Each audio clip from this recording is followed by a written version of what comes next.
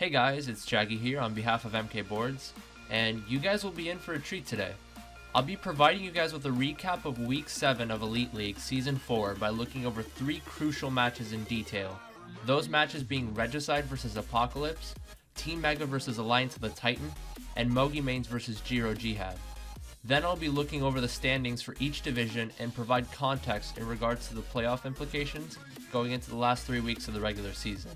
A big reason as to why I'm doing this is because we weren't able to get any casts for this week, so I wanted to make it up to you guys by providing you with this video. So without further ado, let's get right into it. Starting off with Apocalypse at home against Regicide, a Division 3 match between two teams likely to make the playoffs, RC coming out with a little bit of a stronger lineup running wise, as there were question marks in this match about how Gnu and Chills would perform. This match still has major first seed implications, and remember, first seed goes straight to the finals. The first race comes along and, wait a minute, I just received an important message. Regicide got top 4 right away? No way! Yes way. Mushroom Gorge comes out, a track that Regicide love to run, and right away they come out of the gate running, with AP mainly dropping back for shrooms and such. AP suffer a blow as British and Gnu have a mini battle against each other to pass a TC off, Gnu losing out on that battle and being virtually out of the race. They do catch up and are in 3-4, but Cobra goes for a gap and misses it, giving RC top 2-4-5, Chills being their only top spot. And the nail on the coffin was Matt with a smart shock prediction, using his Mega as soon as RC's top 2 went over the boost panel, a major target shock spot. Only Joss got TS, but he still managed to secure 4th, giving RC a top 2. Regicide's momentum continues on to the next race, starting with Joss and Matt drafting to top spots early. Chill shrooms up to first, but his inconsistency at making shroomless bites him as he doesn't go for it, and 3 of RC do, securing a top 3 going into lap 2. Matt then holds a blue, and Joss backs a green right onto Chills, who had 2 greens revolving around him anyway. Chills attempts a couple snipes on Matt, one of which misses, and the other of which Matt is well aware of his surroundings and avoids it. The only bad part of the race for RC was when Matt got target powed, which was then followed up by a red from Chills. But RC run away with the race, getting a top 3 and winning by 46 points after 2 races. Apocalypse are stunned early on, but they get a chance to breathe as the room was reset due to a player disconnecting.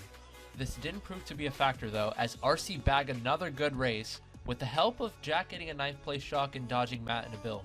Not looking good for AP, and their woes continue with a few more dominant races from RC, mainly due to Jack getting shock on both occasions in 10th. RC leading AP by 89 after 5 races. Apocalypse not having their best performance so far this war, but they would end the GP strong to give themselves some life.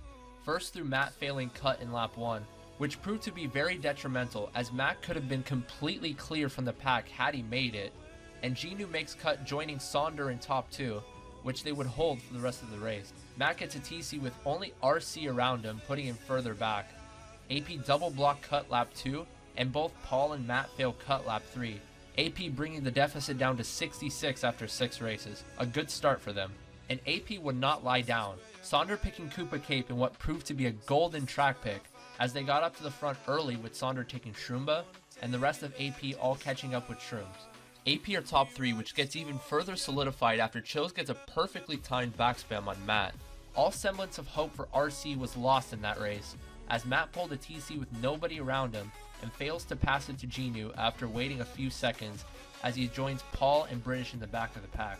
AP securing a plus 23 race and were only down 43, somehow propelling themselves right back into the match. The momentum looked like it would continue as AP team picked Maple Treeway. The first 2 laps were very interesting, beginning with both Matt and Cobra goldening at the same time, Matt's golden ending right next to Sonder in first. AP are looking decent, but they start to fall back, as Sonder throws a banana off a sign and hits his teammate Cobra dead on, and 10 seconds later, Matt makes an incredible play where he hits Sonder's trail with his green before redding him afterwards. RC occupying top 2 after Paul grinds his way up to first, before a cannon shot comes in from AP, one that was pulled in 9th. Gnu comes up and snipes Paul in the process, and Cobra sneaks his way back up to the front. Rewinding a little bit to the spiral section where Sonder's right behind Matt and he drafts him but falls off the track because of it, but AP still occupying a few top spots and looked to lock the race down, but a last second shot comes in from RC, dodging Joss in the back and getting him all the way up to 4th.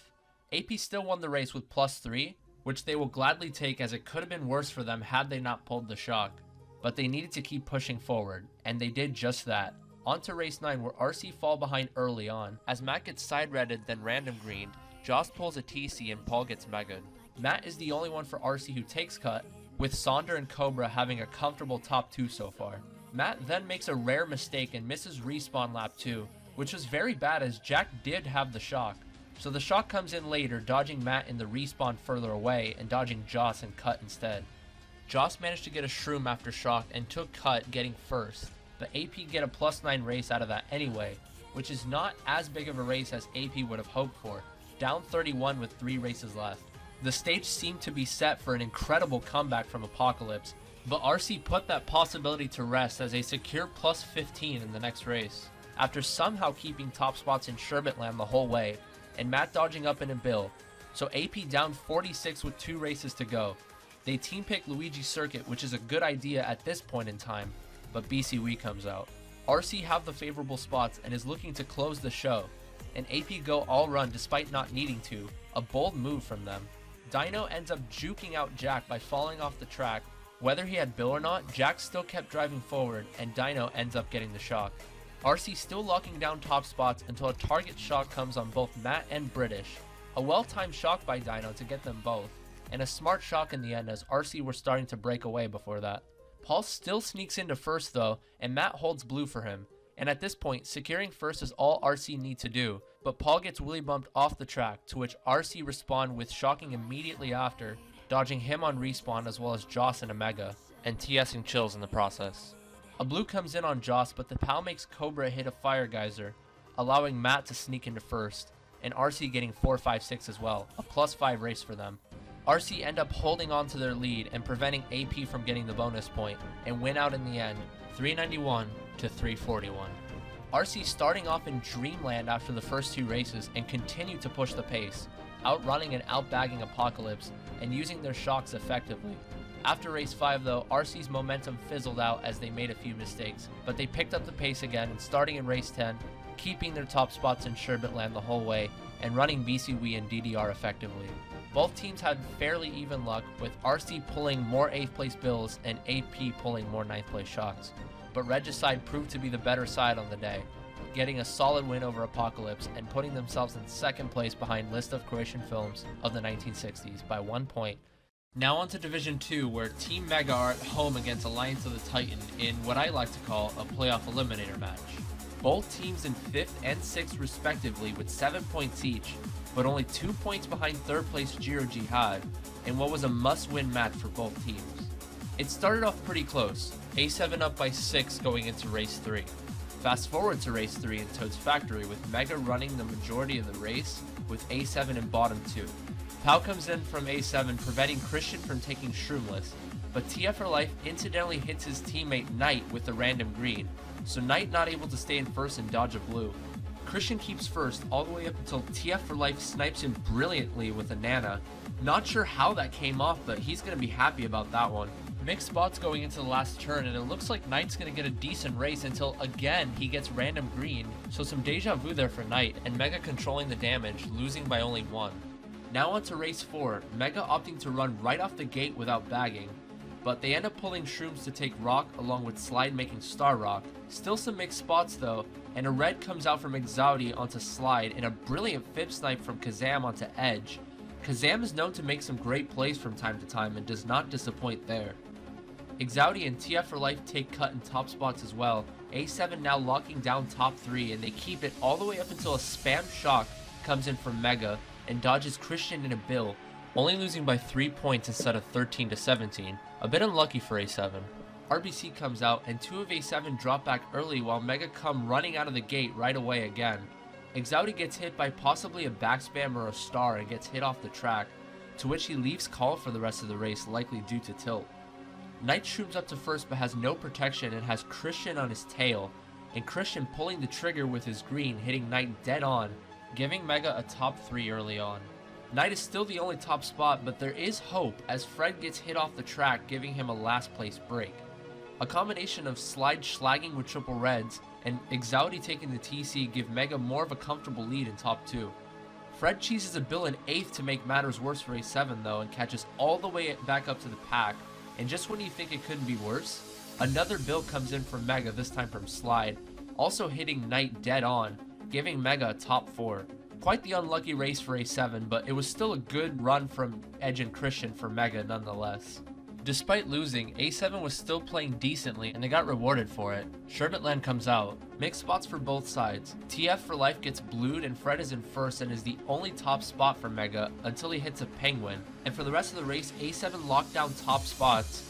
There was a blemish in the race though. Exaudi called the shock to everyone's surprise, which dodges Slide in a bill and frustrates the A7 players in call. What could have been a top 2-4-5 turns into a 1-3-4-5. They only lost one spot though, as upon closer inspection, Slide already almost reached Kazam by the time the shock came, but it didn't sit well with A7 anyway, and despite not being down by much despite the lopsided luck, they still are frustrated and they end up shooting themselves in the foot a few more times afterward. GV2 gets picked by Spade, which is a very volatile track even if A7 are in top spots. Christian Golden's up to first and Ed Shrooms up to fourth. Mixed spots coming in until Knight actually spams his red on his own teammate TF for life after he shroomed up. Mega are top to mid spots. Kazam shrooms up but instantly gets redded by Edge, and a dodge on Fred comes in, rubbing salt on the wound for A7. Not looking good for A7, and the woes continue for them after that race. Mega continues their high press, with 3 running but Slide dropping back. A7 continue to suffer as 2 of them fall off on Doc, one of which got bumped in midair by Edge taking double, who then gives Mega a top 3 after he draft bumps TF for life. Spots remain fairly the same until Exaudi fails Doc lap 3 and Fred takes double into first. Knight experiences a moment of deja vu as who's right behind him after he takes single? Christian, and he snipes him with the green yet again. Christian keeping Knight in his back pocket and Mega securing another good race. A 1-3-4 for Mega, and even with 3 races left, they still run away with the war in the end, not looking back ever since that GV2 race. It was a combination of skill and fortune which gave Mega the win against A7, 397 to 335. I gotta say though, I do feel for A7 this war. I feel like they did a good job getting into top spots, something which they have not consistently done throughout the season.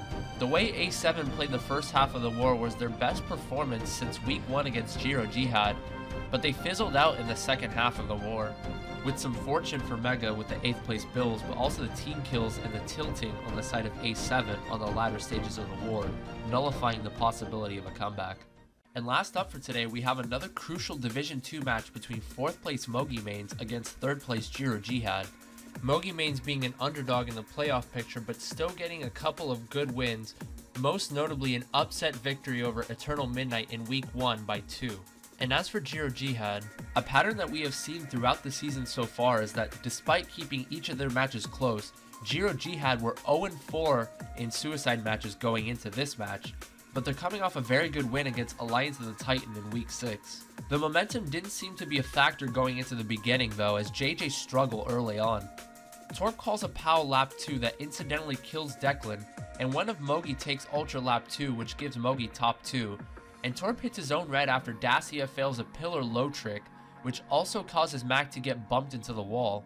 JJ have no other choice but to shock themselves into boxes, but it was to no avail as Mogi secure 1-4-5-6. On to race 2 where Mogi opts to push forward early on in Delfino.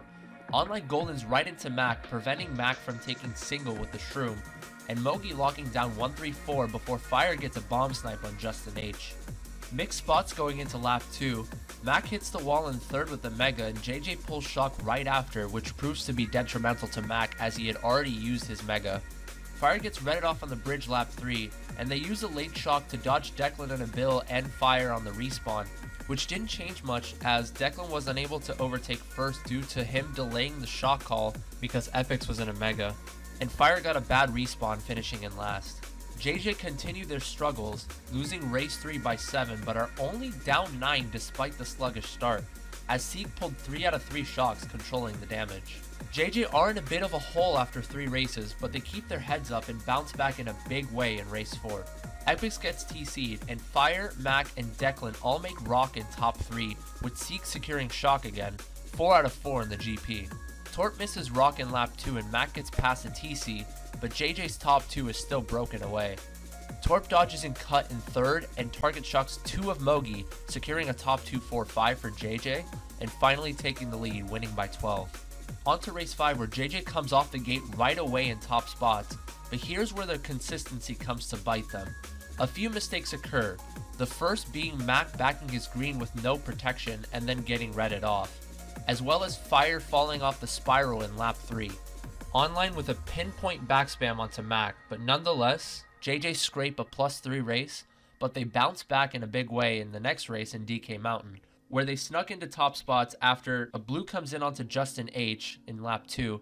Spots are relatively mixed going into the last straightaway, but Mac getting revenge on Online with a clutch Nana Snipe, and Epix with a moment of stubbornness by not looking back despite a bill warning and getting billed clean off by his teammate, giving JJ a relieving +7 race. And JJ continued the GP on a good note, finishing GP2 with a 32-point lead, with Torp playing out of his skin, running effectively and keeping his top spots.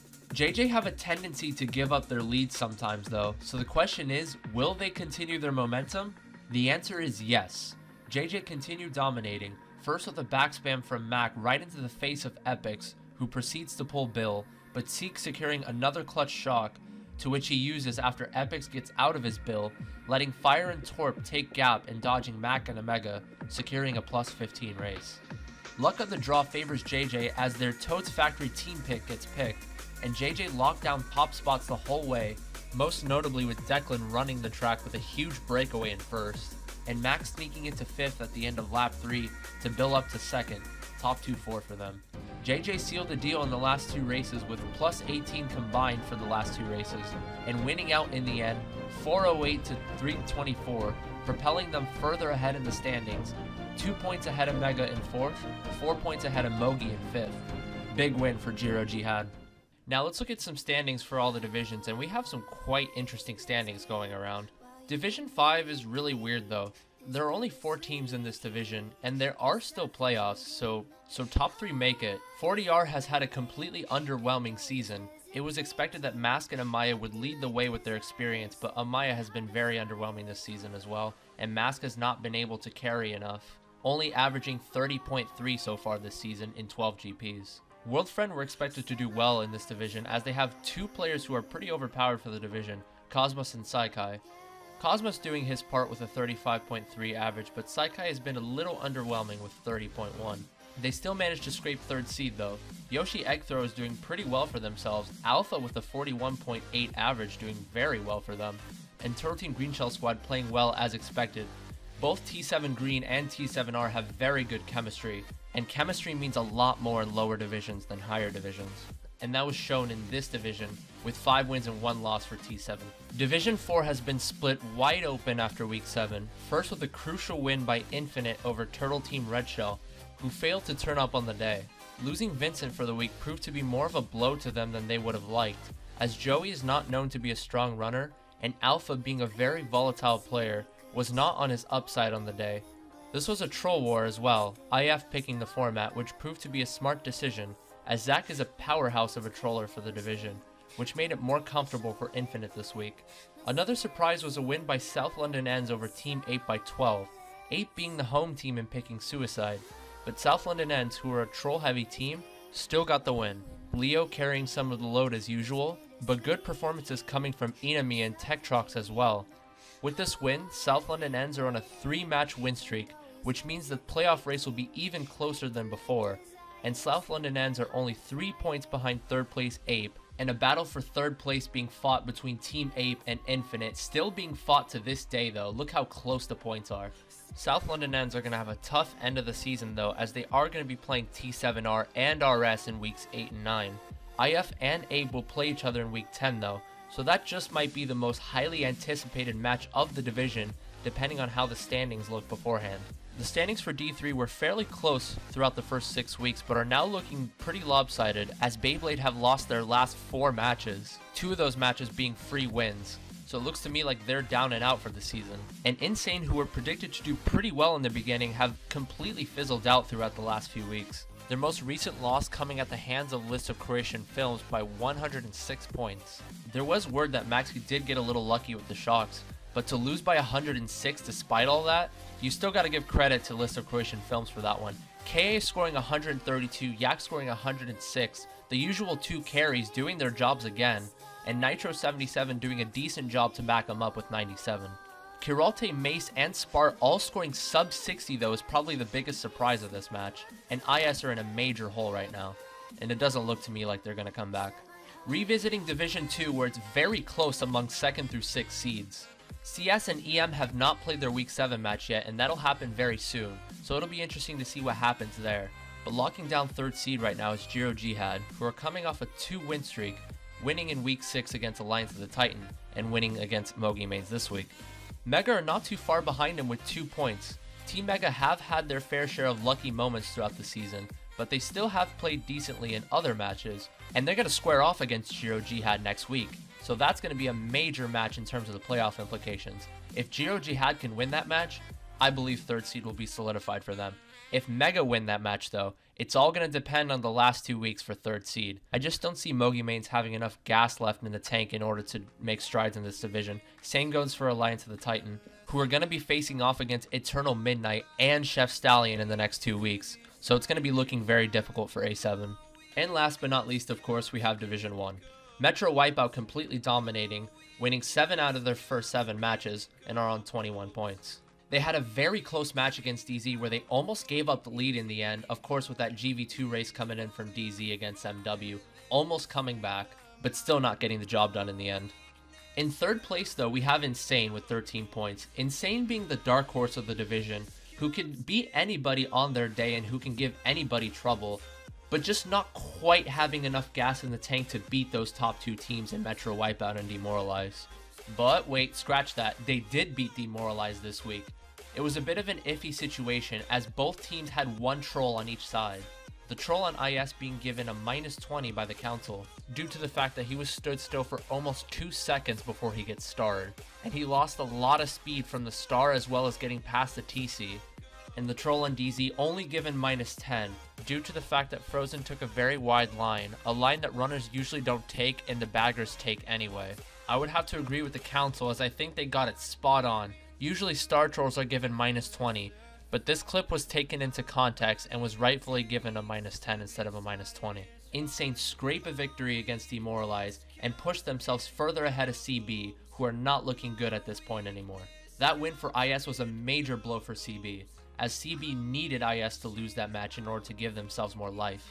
CB and Gun are still yet to play. Gun are pretty much out of it at this point already. Even if they do beat CB, they're still going to be 6 points behind Insane, and they're going to have to win their last 3 matches and depend on Insane to lose the rest of their matches. CB do play Insane in Week 8 though, so if they can get a win against Insane there and then hope that Insane drop points in the last 2 matches, which is unlikely because they're going to be playing Mal and Gun, 2 of the bottom teams of the division. For those of you that stuck around, thank you guys so much for watching, and I hope you guys enjoyed the video. On behalf of MK Boards, Jaggy out.